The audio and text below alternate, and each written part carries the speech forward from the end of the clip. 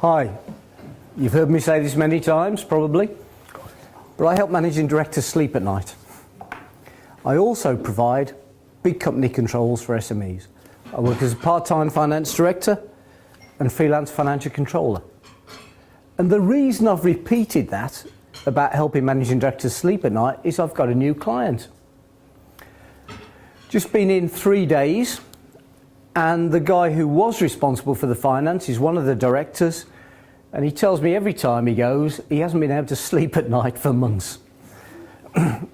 He also said when I went in and he was interviewing me, he said, "I like that strapline that's on your email and on your website about big companies' controls for SMEs. That's what we need." Now that's the second guy who's actually said that. So hands up, who has a strapline in their business? I know Julie does, a musical one. Michael? Oh yeah, funny. Sevi, yeah, most of you do. It is worth doing. That strapline is so important.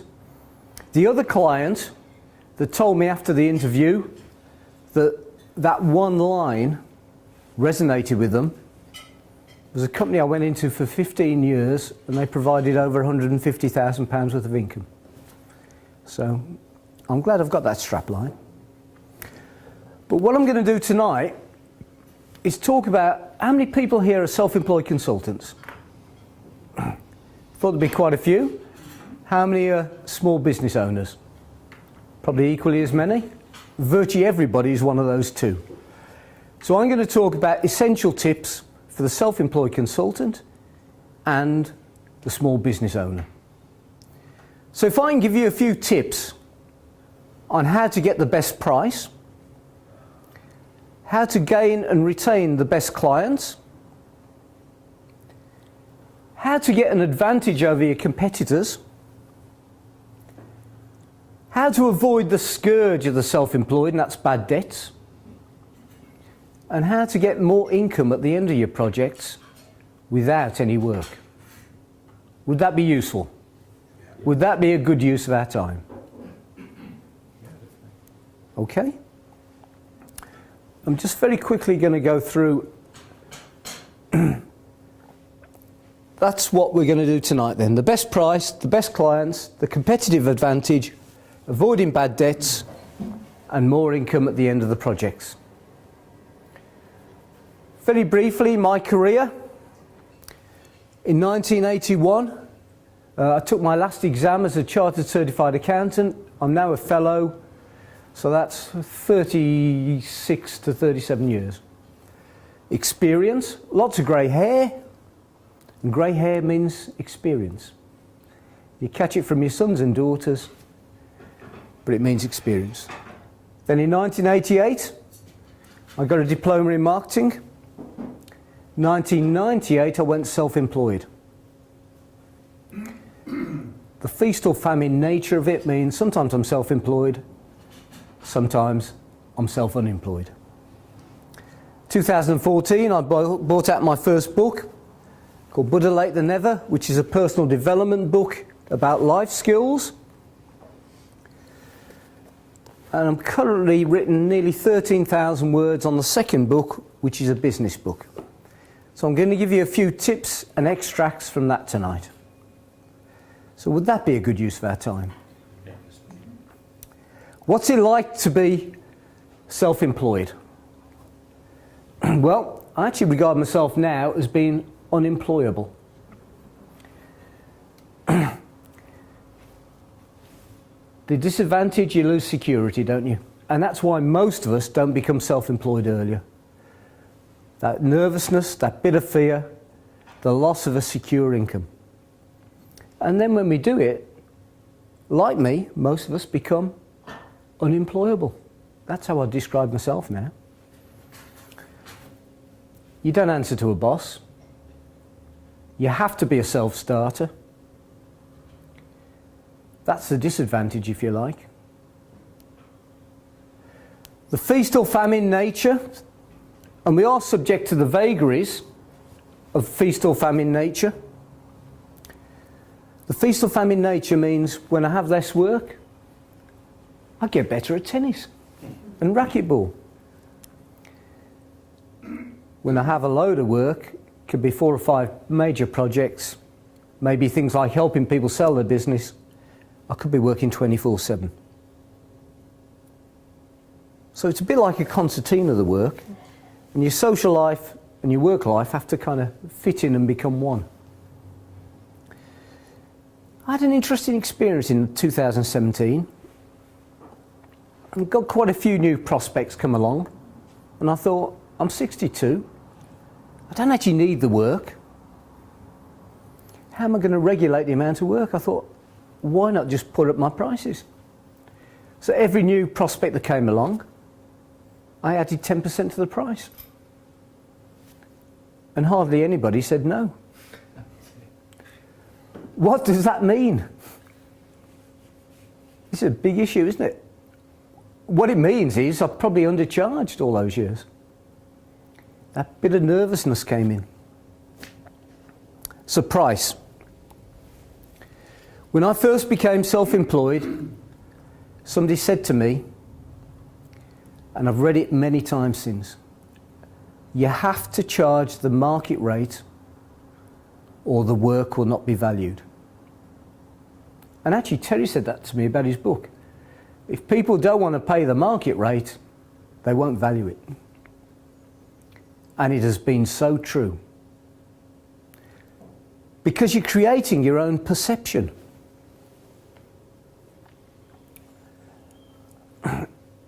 If you've got a quality product, why not charge a premium for it? If you are better than your competitors, shouldn't you be charging a premium for it? The price you charge will create a perception of your worth.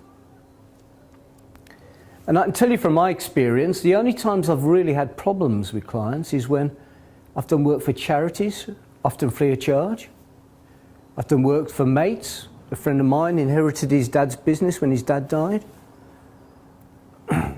And the perception is different, isn't it, when you do work for free? Maybe they're approaching you thinking, I don't know if he's any good or not, but at least he's cheap. But do you want cheap to be the perception created? I don't get problems when I charge the market rate. I don't get problems when I put the prices up. I do when I do work on the cheap.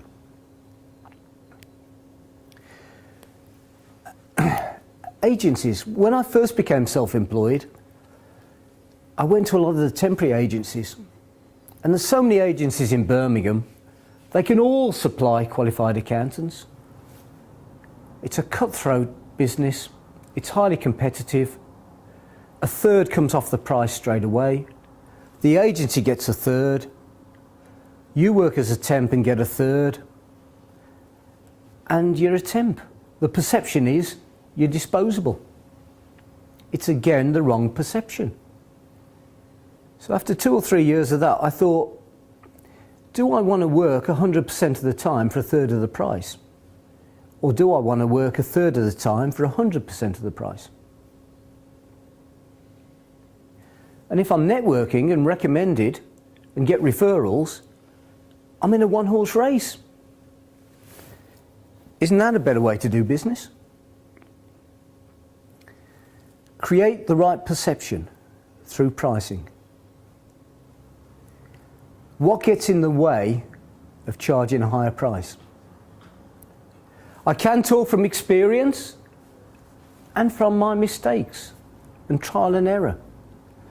Because in the early days, I'd often sit in front of a prospect and I'd be thinking, I really could do with this work.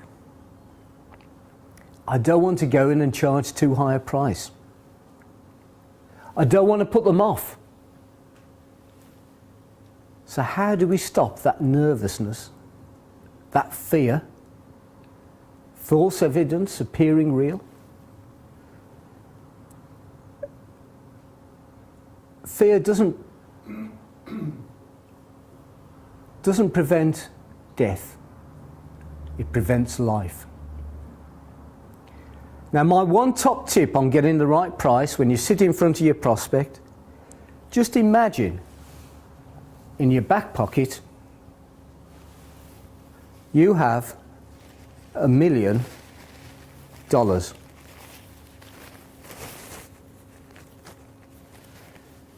Because guess what? If you've got $1 million in your back pocket and you believe it, you're going to be negotiating like I have for the last couple of years, putting the price up every time and just taking the view that I'm going to deal with these people, but on my terms. Not, I feel desperate. I really want this work. It's a different perception in our minds. So that's pricing. My big tip, just imagine you've got £1 million in your back pocket. And that is recommended, and where I got it from is Sandler sales training. Clients. Oh, how many people here know David Heiner? An inspirational speaker, quite a few people. I went to hear David talking at the Professional Speakers Association. Tips on how to get the best price as a speaker. And what he said is very similar to what I was quoting earlier. Sell on value, not price. And don't forget your worth. Wise words. Sell on value, not price. And don't forget your worth. Clients. How to gain and retain the best clients.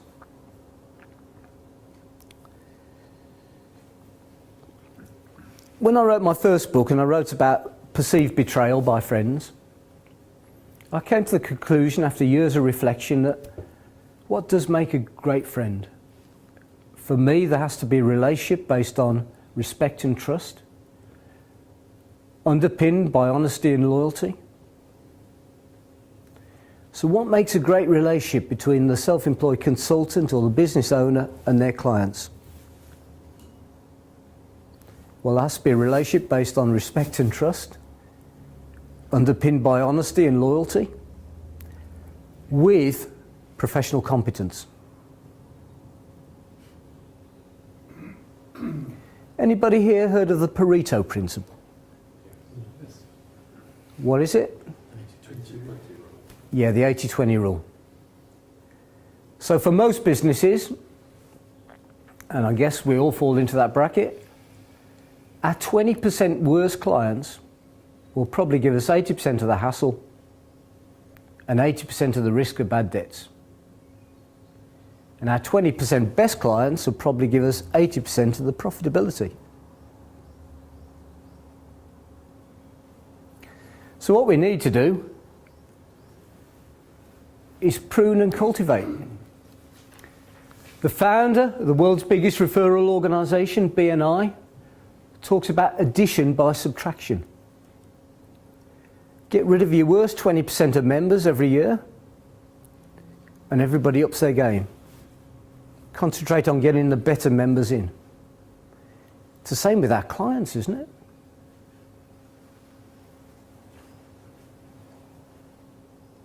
Why bother with the 20% worst clients? Let's imagine John's accountancy practice. In January, you'll have loads of people supplying all their books and records. You've got a tax deadline of the end of January, and that 20% of clients will always come in the last 2 or 3 days with half the job done. They'll be an absolute pain. They'll leave you working all hours. Just double the price. Move them on. Prune and cultivate. Yeah, prune and cultivate. Prune the worst 20% every year and cultivate the good ones. The worst clients for me are those who don't really know where I can contribute. They're not willing to change. They've run their business for decades. And I call it the magic wand syndrome. They're thinking, don't really know how Paul's going to help us. Let's just sit him in a corner and see if he improves our business. The magic wand. So if we are going to get rid of prune our 20% worst clients and try and get more of the better clients, don't we need a grading system? How many people here either grade their clients or alternatively work out their worst 20% and try and do something about getting rid of them, or at least making them profitable? How many people? There's a few. Okay. Well, I started doing that now. So how do I do that? I've got just two criteria. First of all, price and payment. And actually I've agreed the price. It's all in the contract anyway. It is profitable price-wise. But I say when I go in, we've all got mortgages, we've all got commitments. All my clients pay me within 3 days of me raising the invoice at the end of the month. If they don't, they're not a good client. If they don't pay promptly, they don't value the work that's being done. Secondly, how many people give you great support? Imagine the football manager when everybody knows the chairman's giving him 2 matches or 3 matches before he loses his job. The players play up, they stop playing for the manager, becomes an impossible job. My job's impossible if the directors don't support me. I have to have that support. We have to be travelling in the same direction. Under support, I've put standards. We've got to be working towards the same standards. If I want tight financial control, good cash control, and the directors aren't bothered, I'm wasting my time. Collective responsibility. We've got to be working in the same direction. I went into one client, big problems, losing money hand over fist, and every time I told the managing director he lost more money, he became Mr. Angry, went up the wall, and in the end I had to say, let's say Jim, you're not taking responsibility. You're the managing director. I'm part of the solution. Don't blame me for the mess you're in. Interesting conversation.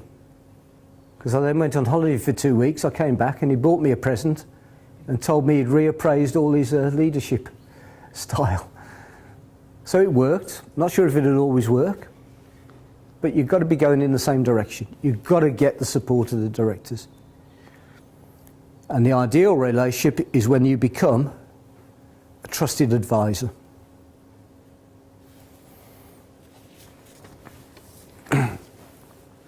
Okay. How do you differentiate yourself with your competitors when you go and meet a prospect?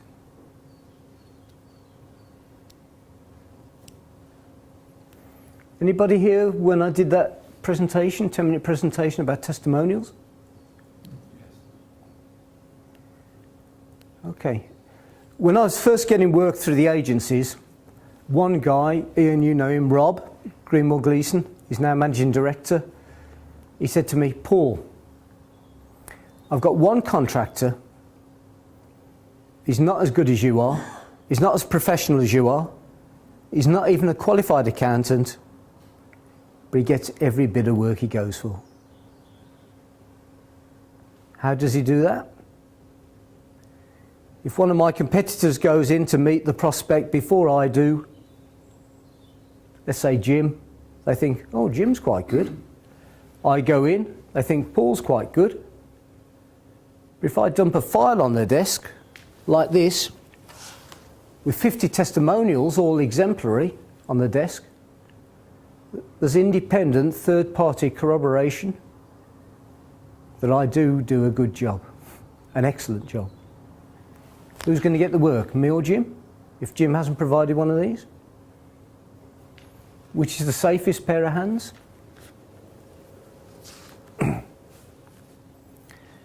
What I do now, actually, I write my own testimonials. Things have moved on. I say to the client, we've got to the end of the project. I think it's gone well. Would you mind writing me a testimonial? Invariably they say, yeah, no problem, Paul. But some of them are actually streetwise. Could I trust them to write an exceptionally good testimonial? I'd rather write it myself. So I say, I'll tell you what, you're busy, we're all busy people. I can give you a Word document with a pro forma. By all means, change anything you want, and they rarely do. Yeah, would that be okay? Would that save you a lot of time? Yes, please, Paul. And if you see my website, or if you want to look at the testimonials file, they are very good testimonials. Paragraph 1, the client statement. Just take something off the client's website saying how good the client is. You know the halo effect? People read it and think, this looks like a good company. They're not going to deal with Paul unless they think Paul's really good. Unless Paul has the same standards. Coming back to standards. Paragraph 2, achievements. List the achievements while you've been working with them. Like, I've reduced their borrowings by £500,000. Identified a trading division that was losing money that they've now turned into a profit-making organisation. Reduced the bad debts by £120,000 a year. And guess what? The client reads this and thinks, Paul has done a good job. Then lead them in by saying something like, what I like most about Paul's contribution was, and leave them to fill in the rest. Every testimonial will be different. And finally, confirming they're happy to give references. Okay. I'm going to miss the next one about closing the deal. Maybe I can talk about that later. How to avoid all bad debts. In the early days, I had 2 bad debts in the first 5 years. One company, it was a college in Birmingham, said they were going to start doing certified accountancy courses. Asked me to be a lecturer. Said, providing we get the students, you've got the work. They got the students, I did 3 weeks work, and then head office decided they weren't going to go ahead, pull the plug, got 3 weeks work, no money. I spoke to the director, I said, I've got a contract here, you're in breach of contract. Took me out for a meal and said, Paul, if you take me to court, I will lie in court. So what is the legal position? Well, I've got 2 clients where the main bookkeeper has handed in a notice and then handed in a sick note and got paid a month's pay for doing no work at all. In one case, it was about 2 or 3 months' worth for doing no work at all. Because the courts will always protect the employee against the employer. But what about the self-employed consultant or the business owner? It's one person's word against another, isn't it? If they want to say, well, we told you, Paul, that the course wasn't going to go ahead, and you still did the work, that was your problem. You're finished. No money. So what do I do now? I thought long and hard about this. There's a notice period in the contract that could be worthless. But it's not worthless for the employee, is it? Why don't I charge the notice period up front? I call that the advance fee of £2,000. For about 12 years, I've done no work unless somebody's given me £2,000 before I start. That's gone in my bank account. And I've told them that because I have money in my bank and I have no bad debts, they get a cheaper price. The only client that's really balked against this turned out to be my worst payer. Which speaks volumes, doesn't it? That advance fee means I've saved a great deal of money. No bad debts for over 15 years. Then I get to the end of the contract. I helped somebody sell their business. This is an example 18 months ago. The director said to me afterwards, "Paul, thank you. Your help has been invaluable. We couldn't have done it without you." They got the maximum payments they wanted from the buying company. It had gone very well. He said, "We have paid all your invoices, haven't we?" I said, "Yes, thanks, Jim. All the invoices are paid." He said, "Great, there's just the advance fee then, isn't there? You owe us." I said, "Yeah, there is the advance fee, but there's also the notice period." "Ah, how much is the notice period?" "Well, it's 3 months at so many days. I'll do a quick calculate. Oh, it's £5,400. "Ah, I'll tell you what, Paul, do you fancy just keeping the advance fee and we'll call it quits?"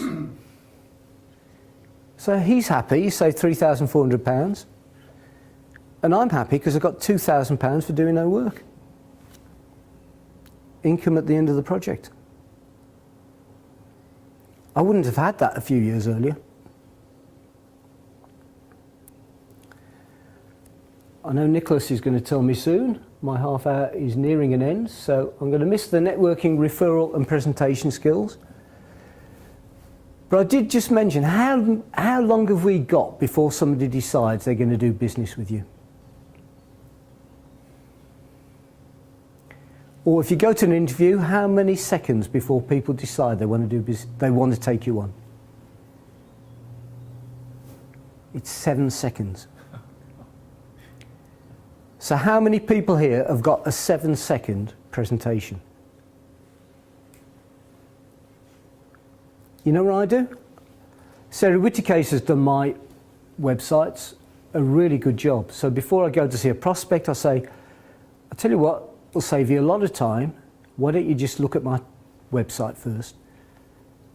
There's loads of really good testimonials on there. I turn up, and in 7 seconds, I don't have to sell myself. The website's done that. The testimonials have done that. Independent third-party corroboration. I just have to appear to be reasonably smart, reasonably pleasant. I've got the work. And professionally competent. It's visibility plus credibility that gives you profitability. That's the founder of the world's biggest referral organisation who said that, Ivan Meisner.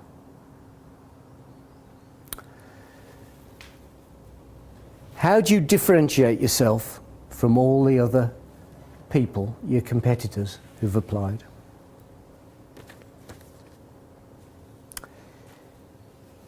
Self-employment, or being a business owner, is not for everybody. And reward only comes before work in the dictionary.